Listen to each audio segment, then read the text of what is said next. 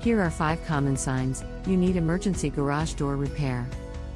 If your garage door suddenly starts making strange noises, it may be a sign that there's something wrong. One of the most obvious signs that you need emergency garage door repair is when your door simply won't open or close. There can be a variety of reasons for this. Damaged springs. The springs act as a counterbalance to the weight of the door, allowing it to easily open and close, with little effort on your part. Another common reason for emergency garage door repair is bent tracks. Over time, tracks can become bent or warped due to accidents or improper maintenance.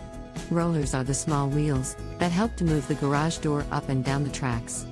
Over time, rollers can wear out due to constant use. Turn to Affordable Garage Door throughout the Phoenix area for A to Z new garage door repair and replacement services. We're always here to help you with any garage door issue.